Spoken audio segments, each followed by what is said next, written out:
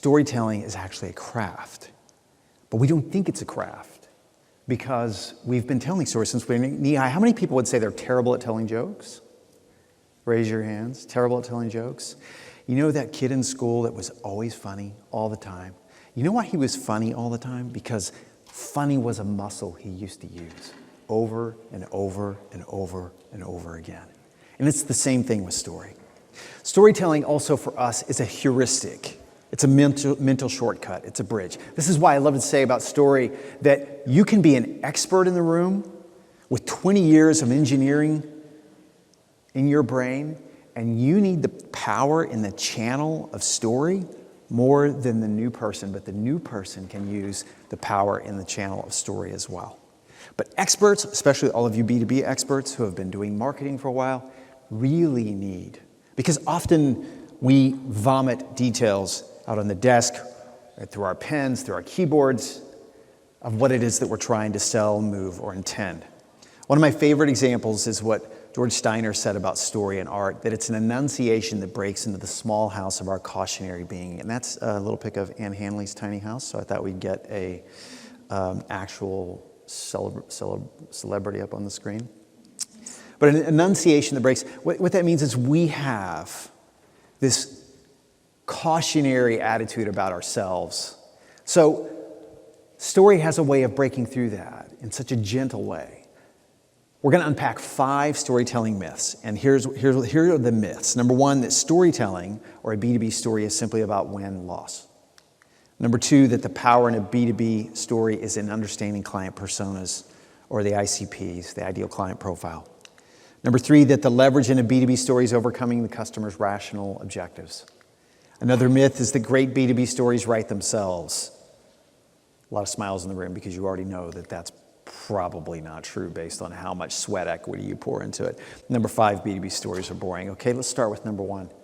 A B2B story is simply about helping customers win. Xander Nethercutt wrote a great article I encourage you to read later called "People Don't Buy Products, They Buy Better Versions of Themselves." So, the best stories connect the product to the user's real experience, which sometimes means we have to be honest about whether or not that is going to be a part of the struggle.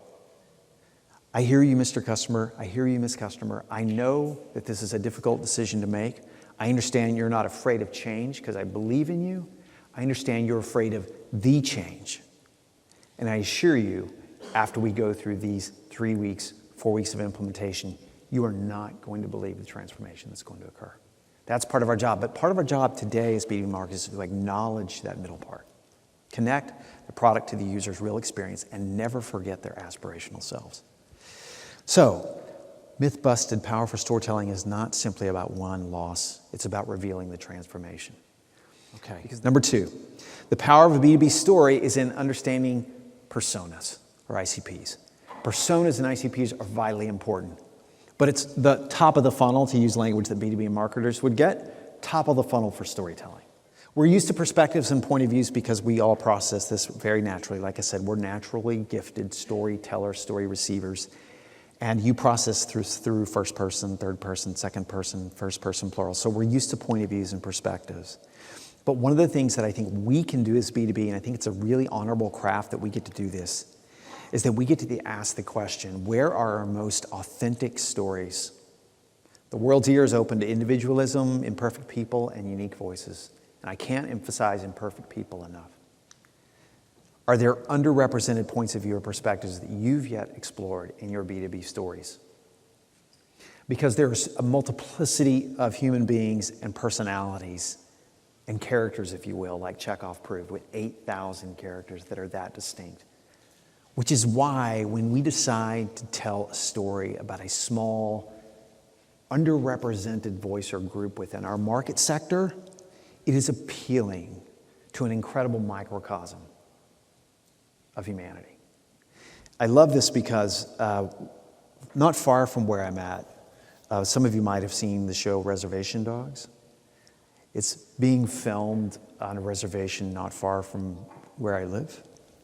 And I love this because the film is being filmed with an entirely indigenous cast, entirely indigenous crew. And if you haven't heard any interviews with Sterling Harjo, I highly recommend it. But I love this because this is a perspective that we don't have. This is what great storytelling is all about.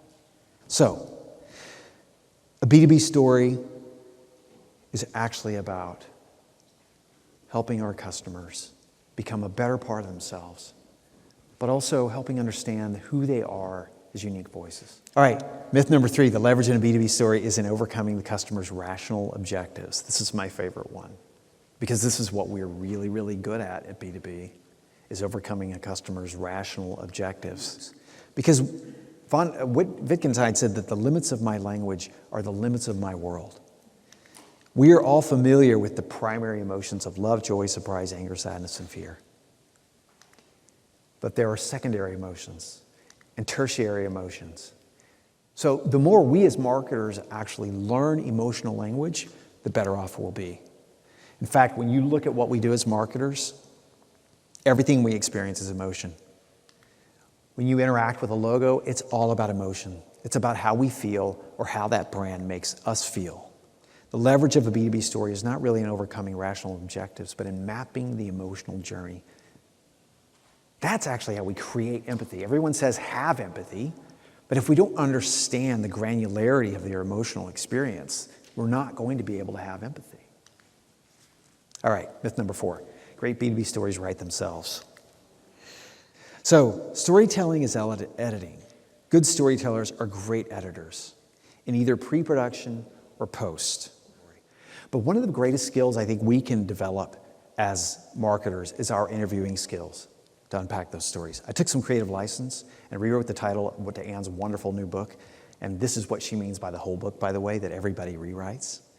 Having a story to tell differs from having the discipline to tell it, which differs further still from the discipline to tell it well, which is what William Lee Moon, one of my favorite Indigenous authors, had to say. Anne's think before you ink, 3 questions before you start any story. Why, what, and so what, because. We're running through time, so here's the last myth. But first, the truth is that great B2B stories don't write themselves. Great B2B stories are either written, sometimes pre-written, or pre-discovered in our preparedness or post. Finally, B2B stories are boring. But Anne says make the customer the hero of the story. The truth is B2B stories are not boring. They're only boring when we talk about ourselves only. And we dig down into the particulars of an individual's experience is where we can discover the most magic. And it does take work. It does take a lot of work. And congratulations to many of you who are doing this. So here are the 5 storytelling myths we debunked.